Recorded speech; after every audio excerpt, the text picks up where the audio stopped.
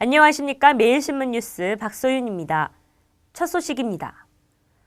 저렴한 가격으로 서민 부담을 덜어주는 이른바 착한 가게들에게는 정부가 낮은 이자로 대출금을 빌려주기로 했습니다. 하지만 정작 착한 가게들이 돈을 빌리기는 하늘의 별 따기입니다. 올해 50살인 중국집 사장 박용준 씨. 이곳 짜장면 가격은 한 그릇에 2,000원입니다. 10년 넘게 가격을 올리지 않자 행정안전부는 박 씨의 중국집을 물가안정 모범업소, 즉 착한 가게로 지정했습니다. 신용등급 7등급인 박 씨는 소상공인진흥원에서 자금을 지원받을 수 있다는 소식을 듣고 대출금 1,000만 원을 신청했지만 거절당했습니다.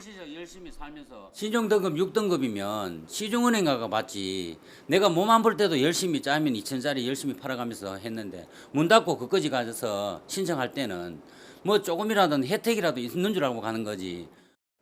보통 짜장면 한 그릇에 2,000원, 이발비 7,000원 정도로 저렴한 가격의 가게를 운영하면 다양한 평가를 거쳐 이렇게 착한 가게로 지정됩니다. 소상공인진흥원은 연말을 맞아 물가안정 자금 100억 원을 착한 가게를 위한 정책 자금으로 긴급 조성했습니다. 착한 가게는 최대 5천만 원까지 3.67%의 낮은 금리로 돈을 빌릴 수 있습니다. 문제는 대출 자격 조건입니다. 시중은행처럼 신용등급이 6등급 이상 돼야 하기 때문에 신용등급이 낮은 상인들은 착한 가게로 선정돼도 돈을 빌릴 수 없는 겁니다. 우리도 많이 도와드리고 싶고 또 그렇게 하지만은 그 보증심사에 대한 그 심사의 권한은 보증재단에 있기 때문에 저희가 그 의견을 제시한 데는 한계가 있습니다. 전국적으로 착한 가게로 지정된 곳은 2,497곳. 불경기에도 싼 가격의 서비스를 제공하는 착한 가게를 위해 대출 자격 기준을 낮춰야 한다는 지적이 일고 있습니다. 매일신문 황수영입니다.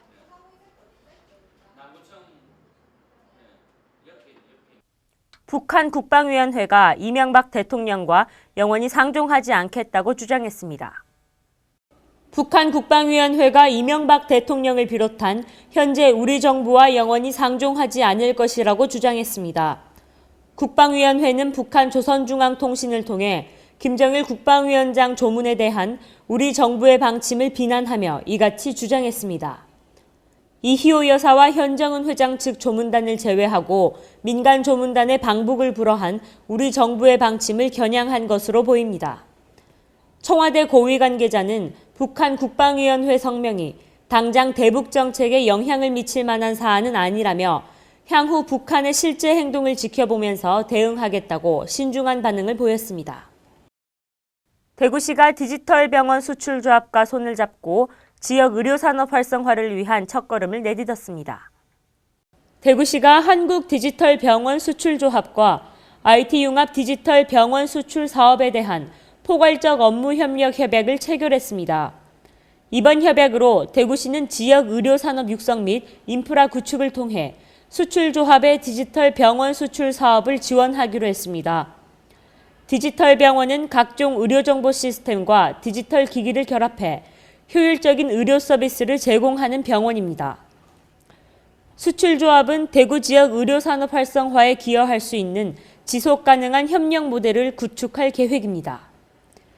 대구시 김현창 정무부시장은 지역 의료산업 발전과 수출 촉진을 위해 지속적으로 협력 사업을 전개해 나가겠다고 말했습니다.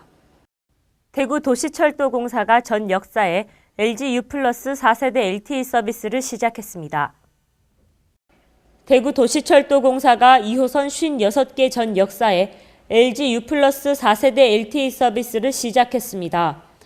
LTE 서비스는 무선 인터넷으로 영화 한 편을 1분 15초 정도에 내려받을 수 있으며 3세대 이동통신 기술보다 무선 인터넷 속도가 5배 이상 빠른 첨단 이동통신 기술입니다.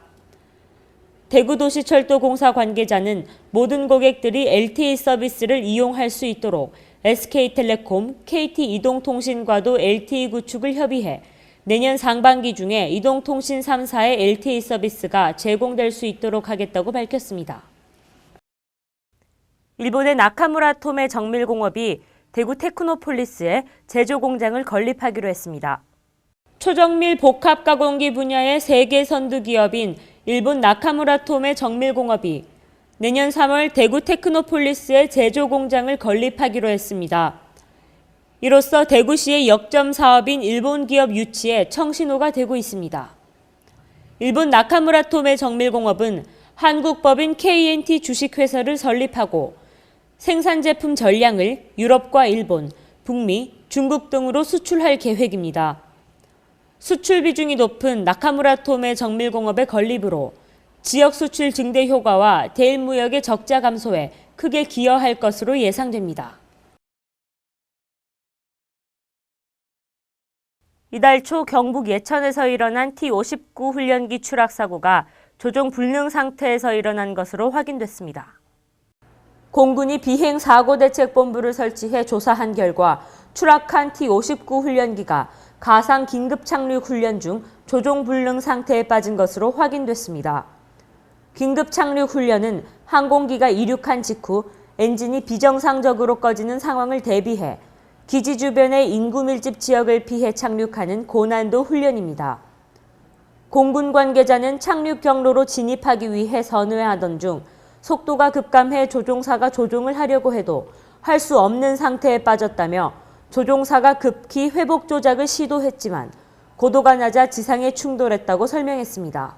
공군은 영상음성 기록 장치와 기체 잔해를 조사한 결과 항공기 결함은 없었던 것으로 판단했습니다.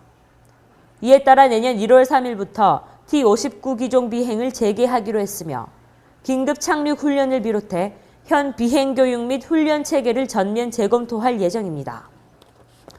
경북 봉화군이 심신 수련과 건강 증진을 위한 봉화소란 등산로를 개설했습니다.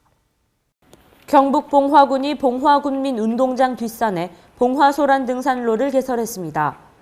봉화소란 등산로는 경사가 완만해 누구나 쉽게 오를 수 있고 봉화를 대표하는 춘향목이 많아 소나무에서 발산되는 피톤치드와 함께 산림욕을 즐길 수 있습니다.